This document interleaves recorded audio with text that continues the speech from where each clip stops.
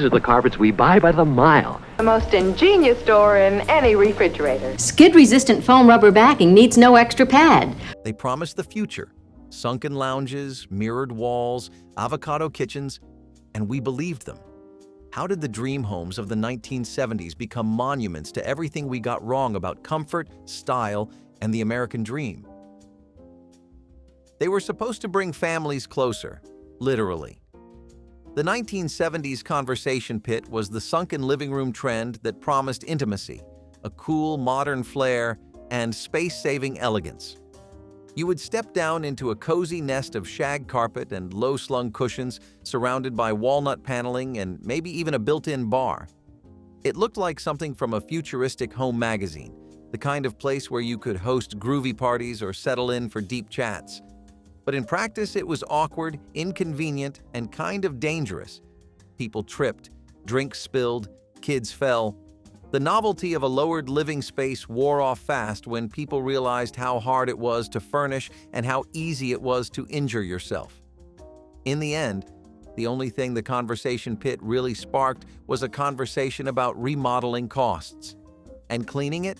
Imagine vacuuming stairs and crevices after every visit.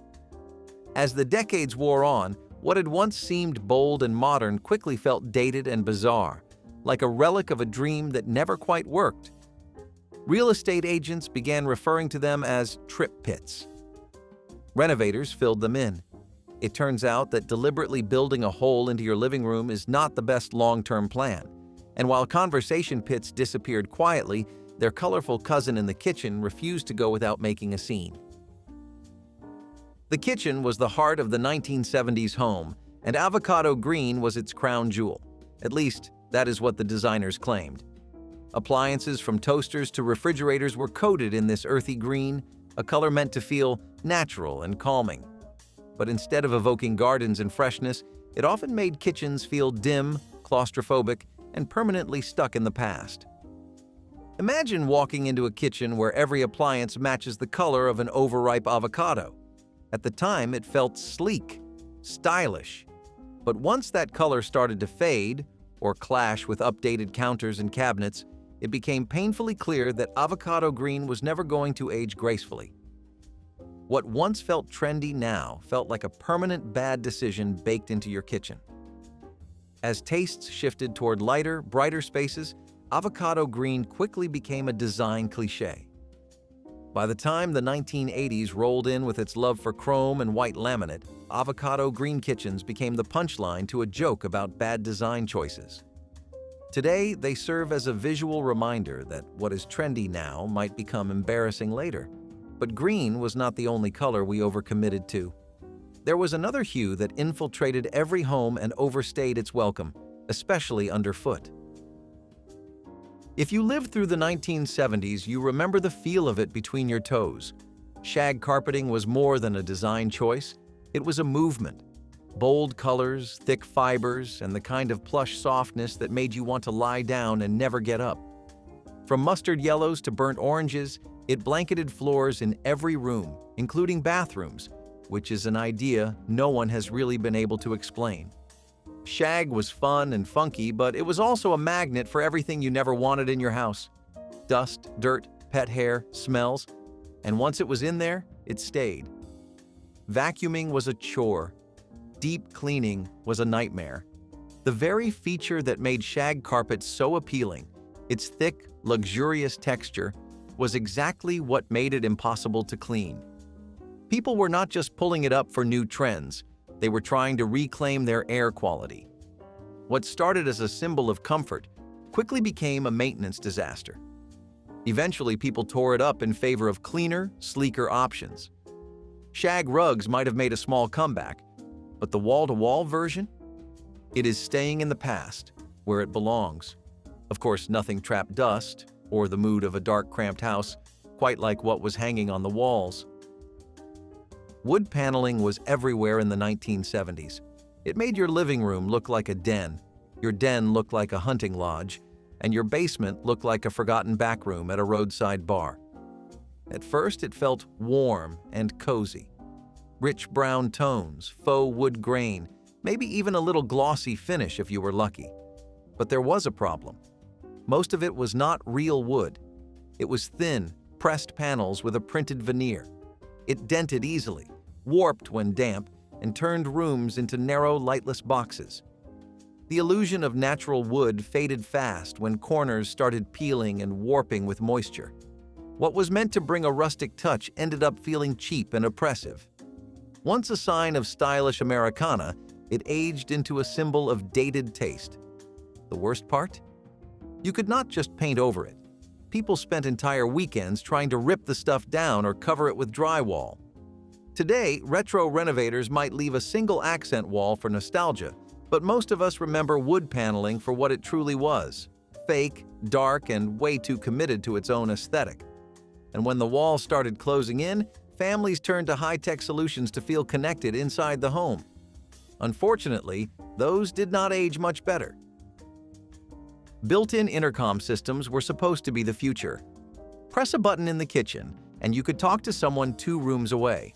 No yelling, no walking upstairs, just crystal-clear communication across your house. Except, not really. These systems were clunky, ugly, and often broken.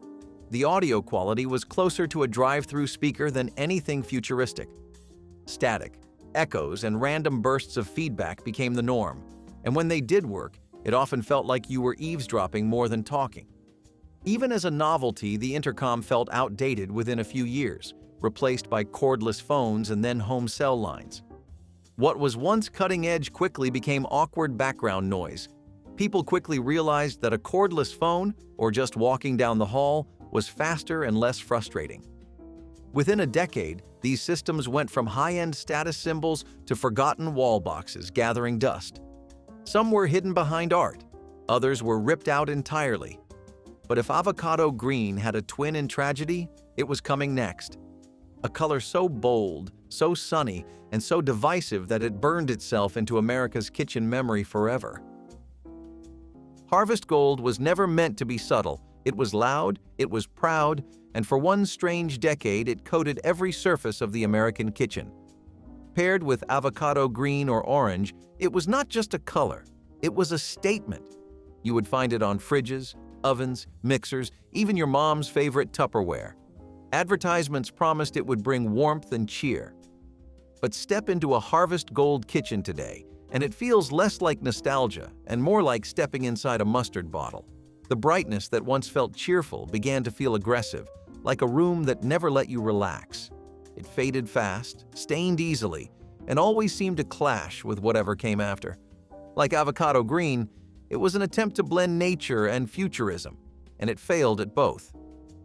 Once natural light hit a harvest gold refrigerator, the whole room seemed to glow with the hue of old mustard. Families tried to modernize around it, but nothing could mute the glare. And when the 80s arrived with chrome and pastels, harvest gold became the aesthetic equivalent of showing up in bell-bottoms to a wedding. Still, at least it stayed in its own space. The next design trend went everywhere and reflected everything. At some point, someone decided mirrors did not belong on just the walls of dance studios. They belonged in your living room too. Mirrored walls were supposed to open up small spaces and reflect natural light. What they actually did was double your clutter, amplify fingerprints, and make your guests deeply uncomfortable. People would walk past their own reflections during dinner, trying not to make eye contact with themselves. The idea was chic. The reality was cold, clinical, and impossible to keep clean. What was meant to make your room look bigger ended up making it look busier, messier, and 10 times more high maintenance. And once one mirror cracked or peeled, the illusion of glamour shattered instantly. Every smudge, every streak, every greasy fingerprint stood out like graffiti. If you tried to hang art on them, you ended up with a framing nightmare. And if one cracked, it did not just ruin the wall, it shattered the illusion entirely. Mirrored walls were the visual equivalent of trying too hard, and as it turns out, they were not even the most fragile design feature of the decade. That title belonged to something hiding right above your head. Popcorn ceilings were everywhere, and you did not think twice about them until one started flaking into your cereal. Created as an easy solution for soundproofing and hiding imperfections, These textured ceilings were sprayed on like cheap whipped cream, giving homes a bumpy, cratered look that no one questioned until they started falling apart. Vacuuming the ceiling became an actual task in some households, and painting over them was a test of endurance and futility. But the real danger was deeper than dust. Many popcorn ceilings contained asbestos, a now banned toxic material that can cause serious health issues. Once people found out, the ceiling went from being just ugly to outright terrifying. Suddenly, every flake falling from above felt like a silent threat you could not ignore. That meant removing them was not just inconvenient, it was dangerous and expensive. Families who had lived under them for years were suddenly advised to bring in professionals just to make their homes safe again. Something meant to be invisible became the most threatening part of the room. And the disasters did not stop there. Just take a look under your feet. If your eyes ever hurt walking into a 1970s kitchen, the culprit was probably the floor. Vinyl flooring in that era came in every wild pattern imaginable: psychedelic swirls, checkerboard grids, paisley overlays that looked like melted wallpaper. It was meant to be durable, stylish, and easy to clean. In reality, it cracked, peeled, and clashed with every furniture update you attempted. Over time, the colors faded to an uncertain gray or yellowed from the sun. Families tried to cover them with throw rugs, but the damage was already done. The designs did not age gracefully. They just became harder to ignore. What was once considered expressive quickly felt chaotic and cheap. And yet, it was impossible to walk through a suburban home without seeing those dizzying tiles in at least one room. It was design overload from the ground up. But if you think that was bad, wait until you see what we were proudly hanging on our walls. Sunburst clocks, brass peacocks, oversized metal sculptures of sailing ships. If it glittered and could be nailed to drywall, it was probably up there. Wall decor in the 1970s took the loudest ideas from mid-century modern and cranked them past 10. The Sunburst clock especially became the crown jewel of every living room, often mounted above a fireplace or a sagging plaid couch. It was supposed to say, "Sophisticated modern family," but what it actually said was, "Time stopped in 1973." These pieces aged fast. Dust built up in the corners. The faux gold finishes dulled. And eventually, people began to question why a clock needed 20 sharp metal rays stabbing out into their personal space. Like so many things from the 70s, it was a style built on boldness. And boldness is a hard thing to live with, especially when it came in shades of burnt orange and baby poop brown. Orange and brown. Together, they were supposed to represent warmth, nature, and the grounded spirit of the 1970s. Designers called them earth tones. Homeowners called them modern. But within a few years, most people started calling them ugly. These colors crept into every corner of the house, from rust-colored curtains and burnt orange sofas to chocolate-brown carpets and gold-tinted kitchenware. When paired with low lighting and wood paneling, the effect was not soothing. It was stifling. Rooms felt smaller, homes felt older. The optimism of the post-war era was gone, and in its place came heavy, saturated tones that weighed everything down. It was like living inside a forever sunset that never let up. Even kids' bedrooms meant to be bright and fun often ended up looking like burnt orange caves. By the time the 1980s rolled around, decorators ran screaming toward pastels, neon, and glass. Orange and brown were buried under coats of white paint and forgotten, like the dusty shag carpets they often matched. But style was not the only thing people gave up on. Sometimes, even the furniture itself just gave out. The promise of modular furniture was simple: flexibility, creativity, and smart design for small spaces. What we got instead was a collection of flimsy particle board pieces that wobbled with every move. These were the stackable shelves, folding tables, and interchangeable couch systems that dominated catalogs in the 1970s. And on paper, they made sense. Custom configurations, easy to rearrange, and light enough to move around by yourself. But there was a reason they were light. They were also fragile. The locking mechanisms broke. The cheap finishes peeled, and what looked cool in the store rarely held up under the daily wear of real life. Coffee tables would sag in the middle, bookshelves leaned like tired soldiers. Even the stylish-looking modular couches were uncomfortable and awkward to clean. Some homeowners embraced the idea at first, charmed by the sense of innovation.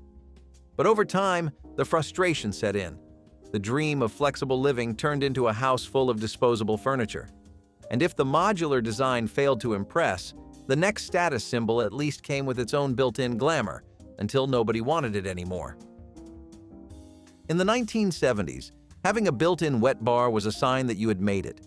It meant you were a host, a social connector, someone who knew how to entertain with style. The mirrored backsplash, the chrome railing, the smoked glass shelves lined with liquor bottles. This was sophistication, suburban edition. But the reality rarely lived up to the fantasy. These bars were often shoved into corners of the basement, barely used except during holidays or awkward neighborhood gatherings. They collected dust, the plumbing rarely worked right, and the built-in mini fridges started leaking after a few years. Not to mention, America's relationship with alcohol shifted drastically in the decades that followed. The cocktail party scene began to fade. Suddenly, having a fully stocked alcohol station in your house felt less glamorous and more like a relic from your uncle's disco phase. What was meant to impress became an eyesore, especially when surrounded by orange carpeting and faux leather stools. So many of these bars were either ripped out entirely or turned into storage for board games and wrapping paper, but at least they were not a physical hazard. The next luxury home upgrade? That one came with a built-in trip and a bruised shin. The step-down bathtub was supposed to bring spa-level relaxation into your home. Instead, it brought stubbed toes, twisted ankles, and more than a few emergency room visits. These sunken tubs looked sleek in design magazines, especially when surrounded by lush ferns and candlelight. But reality hit hard the moment you tried to use one. They were awkward to get into, nearly impossible to clean, and posed a serious risk to anyone with limited mobility. The edge was invisible to the untrained eye, so guests would stumble, kids would fall in, and elderly family members avoided them altogether. On top of that, the plumbing was often complicated, the water lines were hard to access, and the moisture around the recessed area led to mold problems. For a feature that took up so much space, the step-down tub delivered very little comfort in return. And unlike a regular tub, you could not just swap it out. It was built into the foundation. Expensive to install, expensive to remove, and all too easy to regret. But even if you managed to climb out in one piece, your next problem was likely waiting for you in the kitchen. Plastic laminate countertops were everywhere in the 1970s, bright, glossy, and available in an endless parade of colors and faux textures. From butcher block prints to swirling marbles, these surfaces were supposed to look fancy without the fancy price tag. And for a short while, they did. But the plastic finish scratched easily, melted under hot pans, and chipped if you dropped anything heavier than a spoon. The edges would start to curl, the seams would swell, and if water got underneath, the entire counter could buckle. Once the damage started, there was no easy fix. Families either lived with the bubbling mess or had to replace the entire slab. Still, for a generation strapped for cash but hungry for style, laminate was the default. It felt modern until it very suddenly did not. And when people stepped outside to escape the chaos of the kitchen, they were often met with a patio that was just as frustrating. Pea gravel patios looked charming in home improvement magazines, rustic, effortless, a little slice of the French countryside dropped into a suburban backyard. But once they were installed, the reality quickly set in. These patios were nothing more than a layer of loose, sharp-edged stones that never stayed in place. Chairs sank into them, tables wobbled, and walking barefoot was out of the question unless you had calluses like leather. Every breeze sent pebbles scattering into the grass, and lawnmowers did not take kindly to rogue gravel. Kids hated playing on it, pets tracked it indoors, and any kind of sweeping or raking turned into a full-blown yard battle. Even worse, the so-called drainage benefits rarely worked out, leaving the area soggy in winter and scorched in summer. Within a year, most patios looked patchy and uneven, like a poorly maintained construction site rather than a space for relaxation. Homeowners tried tamping the gravel down, adding edging, even gluing it in place, but nothing made it better. It was a great idea in theory, undone by the simplest problem: gravel rolls and people fall. Still, even inside the house, that same mix of fashion and frustration kept showing up, especially in the form of a curtain that was not quite a wall and not quite anything useful at all. Chainlink curtains swept into homes with all the glitz of a disco ball. Made of dangling metal loops, they sparkled, shimmered, and promised a modern, open-concept elegance that felt straight off the pages of a designer catalog. They were hung as room dividers, doorway accents, or even statement walls. The problem was, they never quite worked as advertised. The links tangled constantly. They snagged on sweaters, jewelry, and even hair. Pets would get stuck in them. Toddlers could pull them down. And for something that looked so sleek in showrooms, they sounded awful. Every movement produced a rattling metallic hiss, like someone jangling keys for attention. Cleaning was next to impossible. Dust clung to the chains like it had paid rent, and good luck wiping down hundreds of tiny metal rings. Over time, the shine wore off, the links dulled, and the novelty wore thin. What had once been stylish soon felt like living inside a giant wind chime. But just as these decorative dividers were quietly being retired, another trend had already taken root in suburban basements, one that involved steam, sweat, and a surprisingly low return on investment. In-house saunas started popping up in the 1970s like a middle-class fantasy made real. Inspired by Scandinavian wellness and the rise of holistic health trends, homeowners dreamed of private steam rooms where they could detox, unwind, and soak in luxury. And for a few weeks, maybe even a few months, they did. But the novelty wore off faster than expected. The saunas were often tiny, tucked into the basement or spare bathroom, and felt more claustrophobic than calming. The wood slats warped, the heaters broke down, and the electricity bills soared. Even worse, many homeowners realized they did not actually enjoy sitting alone in a hot box after a long day. Some tried to repurpose them as storage closets. Others just shut the door and pretended they were never there. Over time, the cedar scent faded, and the dream of in-home wellness was reduced to a dusty box full of broken thermometers and regrets. Still, as one form of self-care faded, another visual trend picked up steam, one that promised to bring bold personality to every wall, only to become a homeowner's worst nightmare. If you lived through the 1970s, chances are you remember the wallpaper. Not just any wallpaper, giant florals, swirling patterns, neon paisley, geometric chaos that felt like walking into a lava lamp. It was loud, it was proud, it was completely impossible to ignore. Homeowners papered everything: living rooms, bathrooms, even ceilings. The idea was to create spaces that felt alive, bursting with color and creativity. But the love faded fast. The bold designs clashed with nearly every piece of furniture. The glue yellowed, the paper peeled. And removing it? That was the real tragedy. Stripping 70s wallpaper became an emotional and physical trial. Layers upon layers of adhesive and color, some fused so tightly to drywall that entire chunks came off with them. What began as a playful experiment in self-expression turned into a multi-day renovation disaster. Even worse, new homeowners were stuck with the design choices of decades past, and the sheer effort of changing it often meant they just lived with it longer than they wanted to. But if you think bold wallpaper was hard to live with, imagine trying to relax in a bathtub that felt like a construction pit in the middle of your bathroom floor. Sunken bathtubs were supposed to be the crown jewel of a modern bathroom: sleek, seamless, sophisticated. The lowered tub, flush with the floor, created a luxurious, spa-like illusion. But in reality, they were a daily hazard, especially for children, seniors, or anyone trying to step out with wet feet. You had to crouch down awkwardly just to get in, then hoist yourself back out like climbing out of a trench. Slips were common. Cleaning them was worse, with mildew hiding in all the nooks around the base and edge. Some were surrounded by carpet, of all things, which soaked up water and turned into mold magnets. What was meant to feel like a high-end resort experience ended up as one of the most regrettable design choices in bathroom history. Even worse, the layout often forced the rest of the bathroom to feel cramped, sacrificing function for flair. These tubs were quickly replaced in the 80s and 90s by shower tub combos or freestanding options that were safer, cleaner, and far more practical. But stepping out of a sunken tub often meant stepping into another aesthetic misstep, one that tried to look timeless but crumbled under the weight of its own imitation. Faux exposed brick was the fast track to urban chic in the 1970s.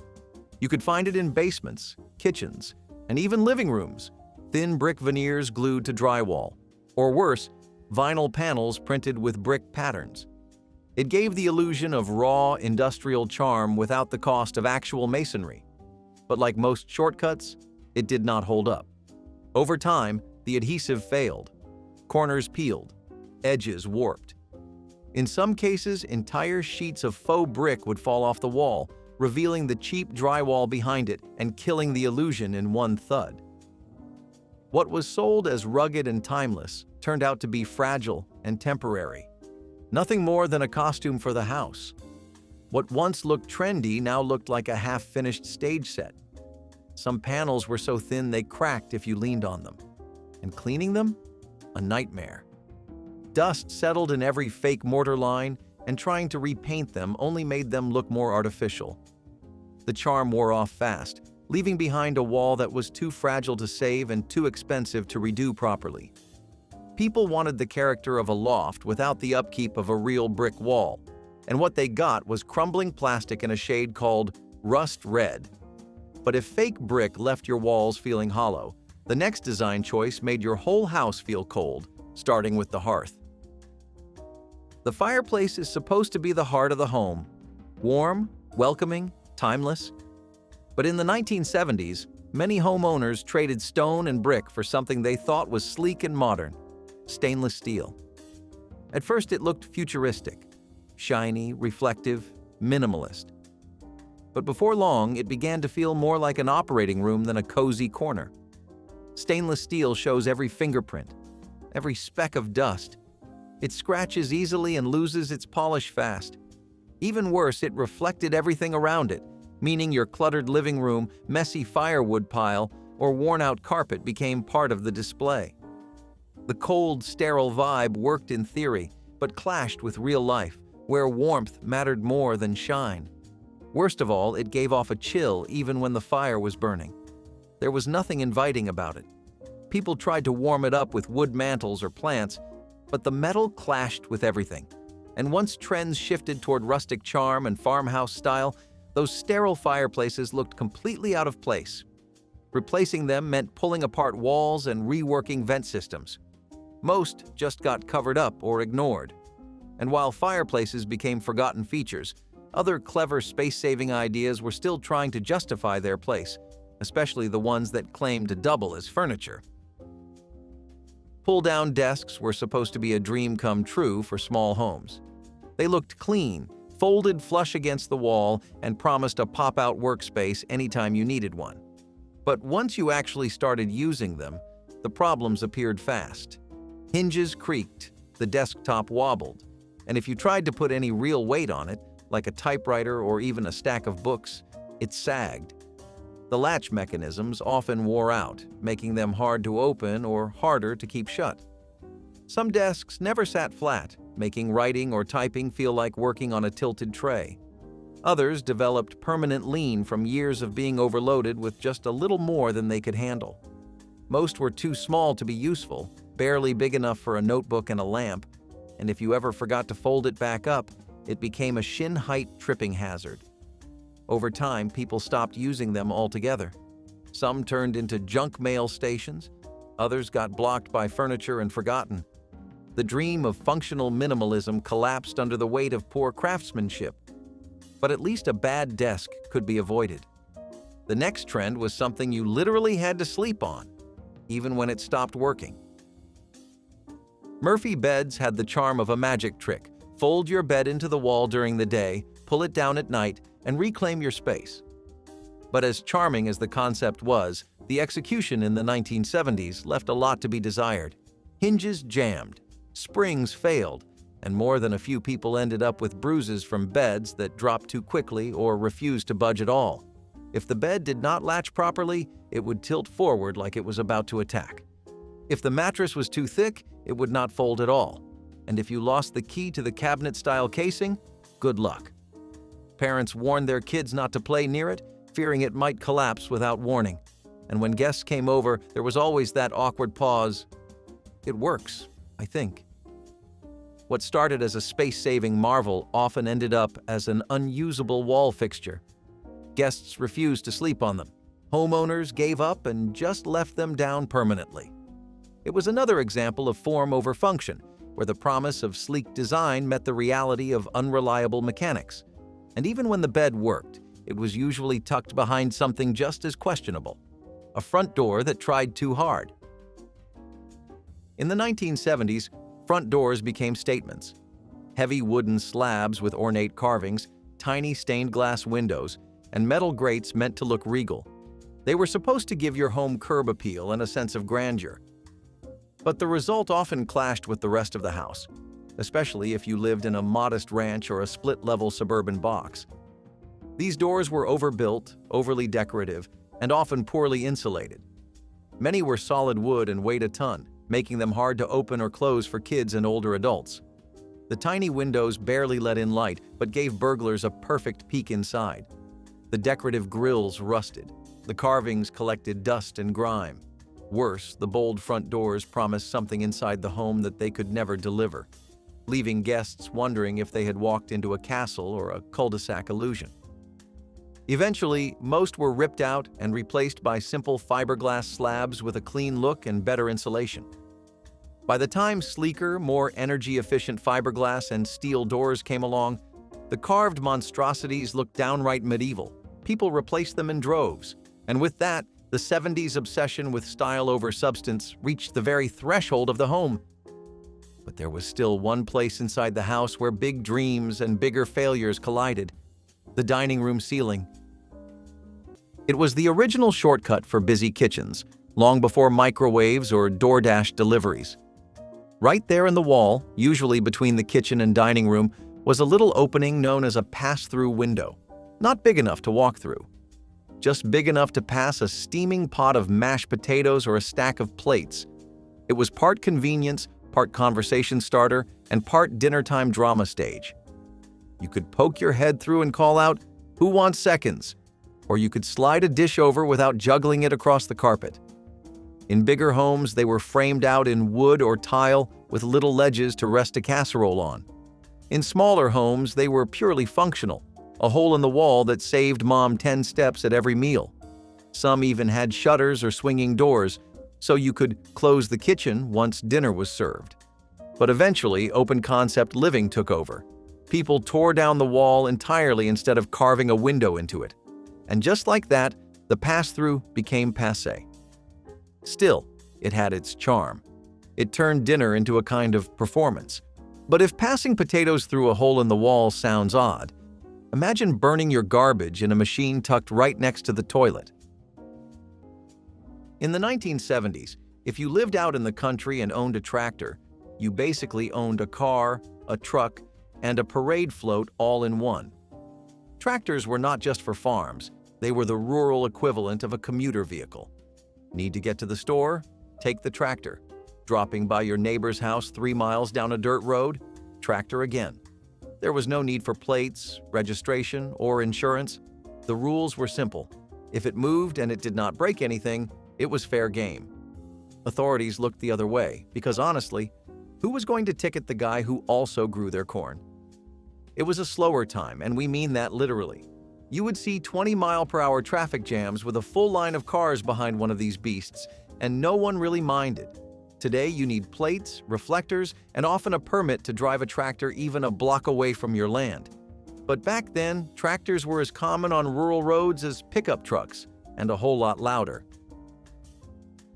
Public service announcements in the 1980s were something else. You would be watching cartoons or a sitcom, then suddenly, boom. The screen would cut to a gray filter, eerie music, and a serious voice saying, "This is your brain. This is your brain on drugs." Or a crash dummy flying through a windshield, or a puppet warning you not to talk to strangers. They were dramatic, unsettling, and weirdly unforgettable. One minute you were giggling at Garfield. The next you were wondering if touching a light socket would make you disappear forever. These announcements were designed to scare you straight. And they worked. They haunted your dreams and followed you into adulthood. Some used animation.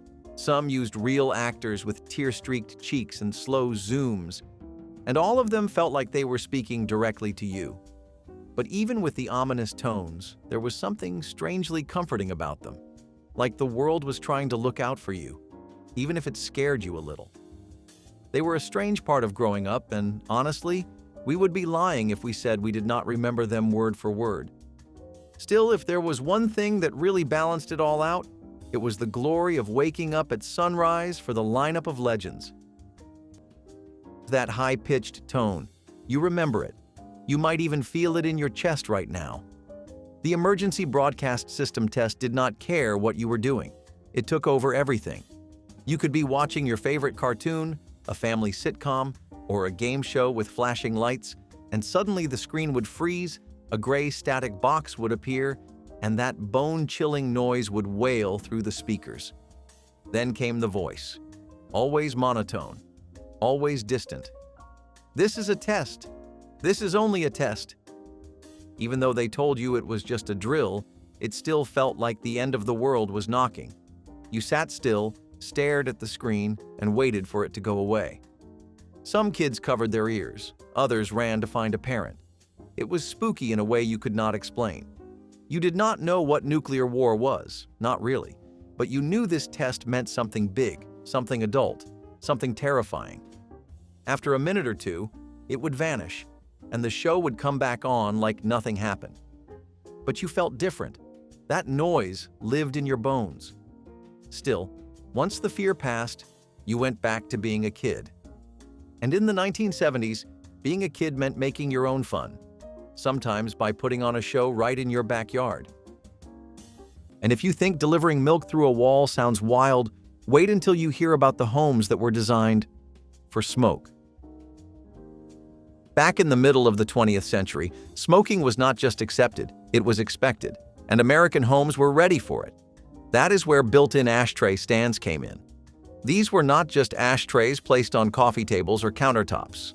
No, these were recessed, often permanent fixtures embedded right into walls, armrests, and even lampstands. You could walk into a living room, and there it was, your own little designated smoke spot, classy as could be. Some were ceramic, some were chrome. A few even had lids to keep the ashes tidy. And they were everywhere, in kitchens, in bathrooms, in bedrooms. The ultimate sign of a home that was with it.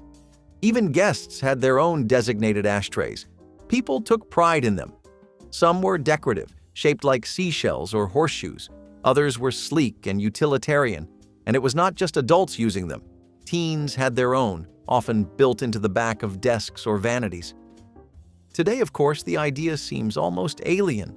We cover smoke detectors in foil just to cook without setting them off. But back then, these ashtrays were part of the home's soul. And when the culture shifted, they vanished fast, ripped out, tiled over, or collecting dust as relics of a time no one wants to remember, but no one can forget. But the next room? Oh, that is where the real memories were made. Think beanbags, shag carpet, and absolute chaos. Yes, you read that right. Riding lawnmowers were not just for cutting grass, they were for visiting neighbors, hitting the local store, and sometimes even school drop-offs.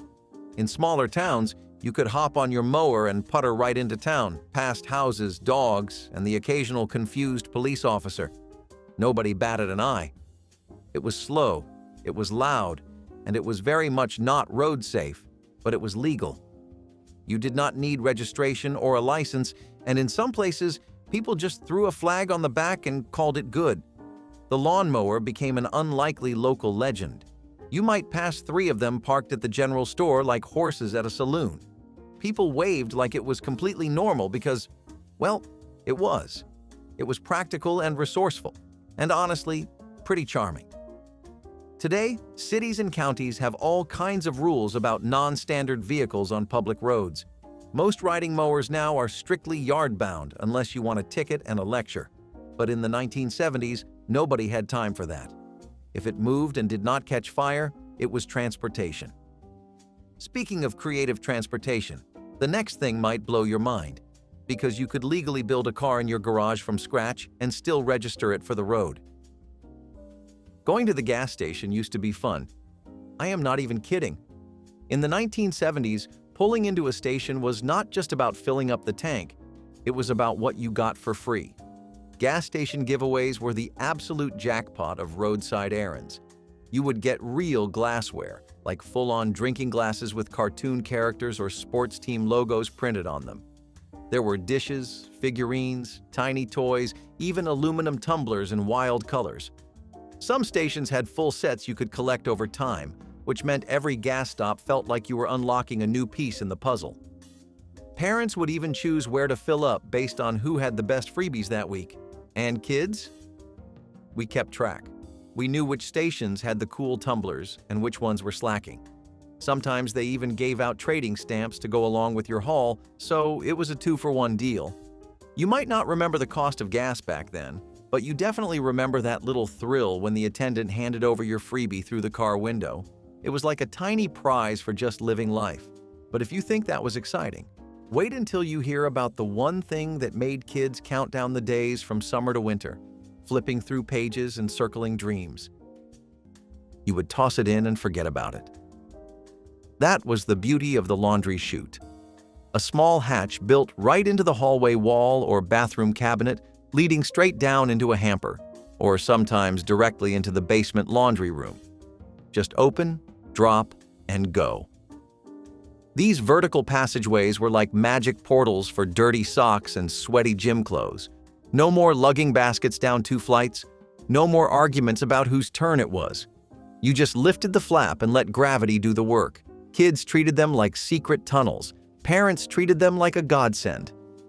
But like many good things, laundry chutes eventually went out of style. Safety concerns popped up, especially with young kids and pets. And then there was the fire risk, as an open shaft could let smoke and flames move between floors. Add in the rise of compact laundry machines on upper levels, and suddenly the chute became obsolete. But admit it, there is still something satisfying about the idea of chucking a shirt through the wall.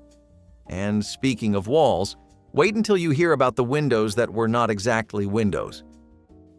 Owning a Trapper Keeper in the 1980s felt like owning a briefcase made just for kids, but with neon colors, Velcro, and personality. These were not just folders. These were statements. You did not just store your homework in a Trapper Keeper. You stored your identity. From bold geometric designs to wild illustrations of race cars, dolphins, or laser grids that looked like they belonged in a science fiction movie, the outside of your Trapper Keeper said something about you. And that satisfying rip of the Velcro? That was music. It had pockets for pencils, slots for notes, compartments you never used but felt cooler just knowing they were there. There was something so absurdly organized about them that it made you want to turn your life into a schedule. You would write the dates on your notebook dividers, color code your subjects, and then forget all of it by Wednesday. But hey, the effort was there. You felt important carrying one around. It made you feel like you were growing up, and even if you never opened it for anything other than doodling weird cartoons during math class, it still felt like a win. But when it came to keeping track of things, there was one object that really made you feel like a collector, and not just of stuff, but of memories. Let us talk about the rumpus room. If the living room was where adults behaved themselves, the rumpus room was where the kids got wild. Usually tucked away in the basement, this was the unofficial playground of every suburban household from the 1950s to the 1970s. Carpeted in wall-to-wall shag, lit by lava lamps, and often filled with beanbag chairs, dartboards, and mismatched furniture, the rumpus room was every child's dream and every parent's secret weapon. You could send the kids down there for hours, let them roughhouse, make noise, and burn off all that energy While the grown-ups enjoyed some blessed peace upstairs, it was not about looking nice, it was about cutting loose. Some had jukeboxes, others had board games stacked to the ceiling, and every now and then you would find a couch that doubled as a trampoline. It was chaos, but it was controlled chaos. Over time, the idea faded as homes got bigger and open concepts took over. Now, everything is multifunctional. But there was something beautiful about a room that existed just for noise, mess, and memory making. The name says it all, rumpus. No rules, just vibes. But even in the loudest house, you still needed a way to call the kids upstairs. And you will not believe how we used to do that. Saturday mornings in the 1970s were sacred. You did not sleep in. You woke up early, grabbed the biggest bowl you could find, filled it with sugary cereal, and plopped down in front of the television. This was not just a casual routine. It was a ritual. You only had a few golden hours before the grown-up programs kicked in, and every second counted. The lineup? Legendary. Looney Tunes, Scooby-Doo, the Super Friends, the Jetsons. But nestled between the slapstick and sound effects were something sneakier: public service announcements. You would be watching Bugs Bunny one minute, and the next, a little cartoon light bulb wearing sneakers would hop on screen singing, "I'm just a Bill." Suddenly, you were learning about how laws were made and the importance of brushing your teeth, all while still chewing on marshmallow shapes. And somehow, it worked. Time for Timer told you about cheese and crackers. Schoolhouse Rock gave you grammar. These messages were as much a part of your childhood as the shows themselves. They blended right into the backdrop of your Saturday, like static in between the channels. You did not always understand them, but you remembered them. And as soon as you heard the first jingle in the distance, the real fun began. Because there was something coming that could get every kid off the couch in seconds. Back in the days when phones had cords and privacy was a privilege, every hallway had a throne, and it was called the gossip bench. This was not just a chair. It was a hybrid masterpiece, a small wooden seat attached to a side table, designed specifically for long, dramatic phone calls. These benches were often placed right by the hallway phone nook, and if you were a teenager in the 1960s or 1970s, this was your favorite spot in the house. You would sit there for hours, twirling the phone cord, whispering about crushes, repeating, "No, you hang up," while your siblings paced in the background waiting for their turn. Some benches had a little drawer for pens and paper. Others had cushions and floral fabric, showing just how serious folks were about comfort during those marathon chats. It was furniture that served one purpose: conversation. But as phones got smaller, and then wireless, and then fit in your pocket, the gossip bench faded away. Today, they are vintage novelties. Back then, they were the nerve center of the household. And while you chatted away about school dances or new neighbors, something else might have been happening overhead. Quietly, from the ceiling, playing your favorite song. Imagine this. It is Sunday morning. You are eating breakfast, and faintly from above your head comes the sweet hum of big band music or the evening news. Commercial jingles in the 1980s were not just background noise. They were the soundtrack of your childhood. Short, catchy, and borderline hypnotic. From "I do not want to grow up, I am a Toys R Us kid," to my buddy, wherever I go, he goes." These little songs became national earworms. You knew the tune before you even understood the product. And even now, decades later, you probably remember all the lyrics without trying. Fast food chains, toys, theme songs for cereal, they all knew how to brand themselves right into your brain. And we loved it. These were not just ads. They were pop culture. Kids would sing them on the playground like they were chart-topping hits. Some even had dance routines. And the best ones? They felt like a little burst of joy in between the shows you came to watch. It was marketing, sure, but it was also magic. A 30-second clip that made you beg your parents for action figures, Happy Meals, or the latest sugary snack with a weird mascot.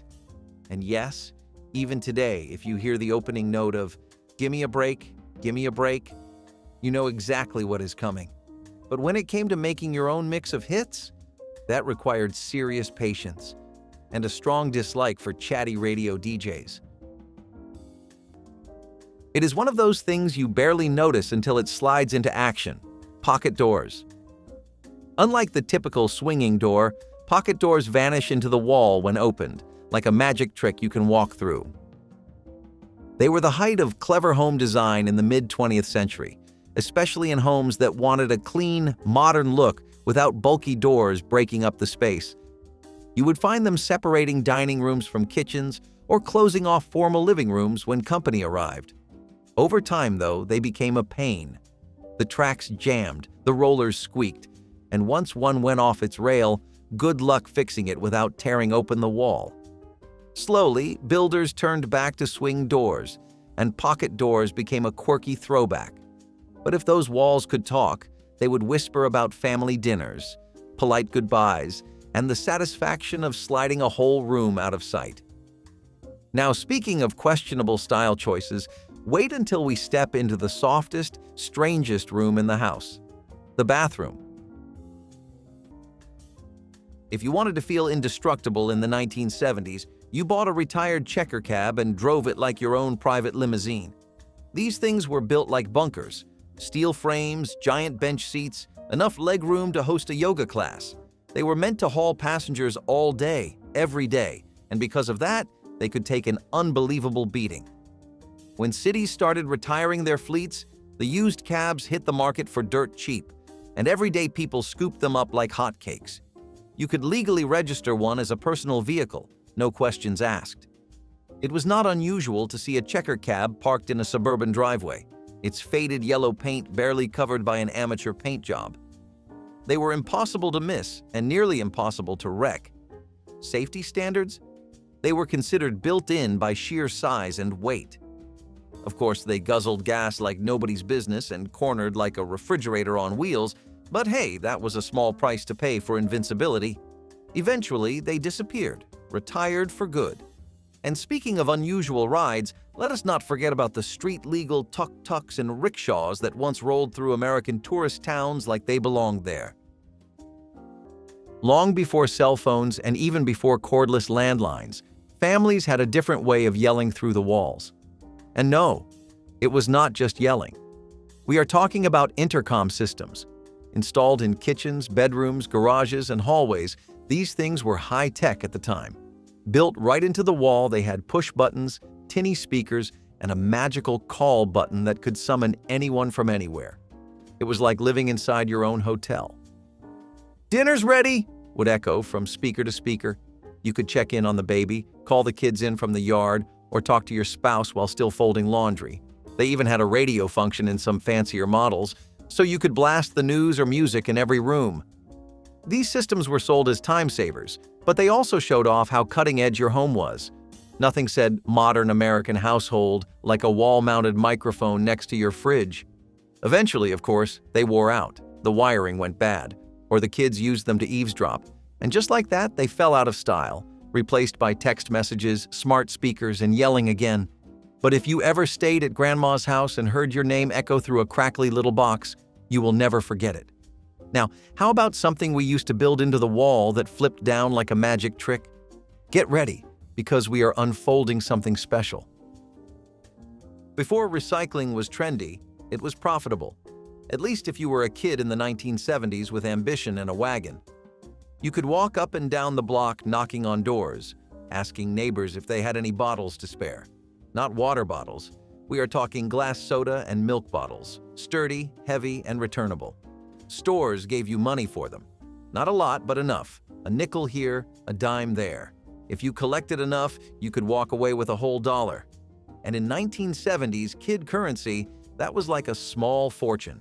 You could buy a comic book, a candy bar, a slushie, or save up for something even bigger. You felt responsible, independent, even a little proud. Sure, your hands smelled like old soda, and the glass sometimes had gunk in it, but that did not matter. You were earning. This was how kids learned hustle. Before allowances and debit cards, you had to get creative, and when the work was done, you went home, sat cross-legged on the shag carpet, and turned on the television. to that one channel you could never quite explain. We need to talk about the elephant, or maybe the shag, in the room. Carpeted bathrooms. Yes, wall-to-wall carpeting in the bathroom. Someone, somewhere, decided that stepping out of the shower onto tile was just too cold. So instead, they gave us plush floors that soaked up everything. These bathroom carpets matched the walls, the sink, the curtains. You had mint green bathrooms with mint green rugs from tub to toilet, pink bathrooms with matching fuzzy toilet seat covers and floor mats. It was peak comfort meets catastrophe. Over time, those comfy carpets turned into breeding grounds for mold, mildew, and mystery smells. Still, you have to give it credit for ambition. For a few decades, the bathroom was not just a place to get clean, it was a fully furnished retreat. These days, waterproof vinyl and ceramic tiles have reclaimed their throne.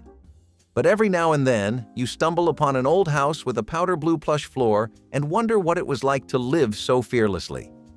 Now, if that made you raise an eyebrow, wait until you hear about the toilet paper holders. That could sing. Before Fandango or streaming apps told us what was playing, there was the operator, and calling the theater was an event in itself. You would dial a number, usually a long one, and wait as a robotic voice or sometimes an actual person listed off every movie in Showtime like it was the State of the Union. Showtimes for the weekend of July 24th, Gremlins at 7:30, The Goonies at 9:15, Ghostbusters at 10:45. You could not skip ahead. You had to listen carefully, and maybe even write it down if you were planning a big night. If someone in the house picked up the phone while you were listening, forget it. You had to start over. And if you called during a busy hour, good luck hearing anything over the static and background noise. But it was still exciting. The build-up, the anticipation. You felt like you were about to join something important, something bigger than yourself. Because back then, watching a movie meant going somewhere. It meant tickets, seats, sticky floors, and that one kid who always threw popcorn. It meant magic. But if you wanted movie magic at home, you did not need a theater. You just needed to clear your schedule, grab the good blanket, and stake your claim on the couch. Bathroom incinerators were exactly what they sound like. Tiny metal boxes installed near the toilet, designed to burn trash right on the spot. Sounds efficient, right? Maybe. But also, just a little bit terrifying. These units were popular for a short time in the mid-20th century, mostly in homes that were obsessed with cutting-edge convenience. They were meant for tissues, cotton balls, wrappers, and small bits of waste, not, let us be clear, diapers or anything major. You would flip a switch, hear a low hum, and then wait while your trash slowly vanished into ash. It was like having a personal bonfire inside your bathroom. Some even came with a little chimney that vented outside. Of course, the smell was something. And safety? Let's just say it was a different time. These machines were prone to overheating, and if you put the wrong thing in, you might get more flames than you bargained for. Eventually, people realized that trash cans and weekly pickups were a whole lot safer. So the bathroom incinerator quietly disappeared, along with the era of lighting your garbage on fire next to your shampoo. But while the bathroom was heating up, the beauty routines of the day were getting pretty cool. And I mean that literally. Just wait until you see the hairdryers. Making a mixtape in the 1980s was not just about the music, it was about what the music meant. This was not a playlist you could throw together in 5 minutes. This was a curated collection of feelings, carefully selected for maximum emotional impact. Every track had a purpose. Every order was intentional. You did not just make mixtapes for yourself. You made them for friends, for crushes, for breakups, for birthdays, for sitting in your room, staring at the ceiling, thinking deep thoughts you had no business thinking at that age. You would spend hours hitting pause and record, rewinding to check the transition, trying to fit exactly the right number of songs on each side without cutting one off too soon. There was a science to it, a rhythm, a philosophy, and then came the cover art. Doodles, stickers, fake band logos, scribbled lyrics, little hearts and broken hearts. The label on a mixtape said everything about who you were or who you wanted to be. These tapes were gifts, time capsules, emotional resumes. You gave one to someone, and it meant something. It meant a lot. But if you did not have the patience, or just wanted to cheat the system a little, you could always get a dozen albums for the price of a gumball. Almost. You have seen them in diners, office buildings, and those oddly retro suburban homes from the mid-20th century, glass block windows. These chunky, square panels were not quite clear and not quite frosted, making them the in-between choice for light and privacy. They were a favorite of architects who wanted homes to feel modern, but still secure. Each glass block was thick, textured, and usually about 8 inches square. When stacked together, they looked like a frozen waterfall, a rippling grid of light. But over time, people started to see them as, well, a little strange. They aged poorly, were hard to clean, and made renovations a nightmare. Still, for a while, they represented a very specific version of the American dream. Sleek lines, geometric patterns, and just a little bit of mystery. You could not see out, but the light still came in. And now, most are gone, replaced with clean panes and open views. But you never forget your first home that had a glass block bathroom. Now let us stay in that same spirit, walls that surprise you, with something that used to slide out of nowhere and separate an entire room like a magician's trick. Which one do you remember best? Tell us in the comments and hit like and subscribe for more forgotten features from the past.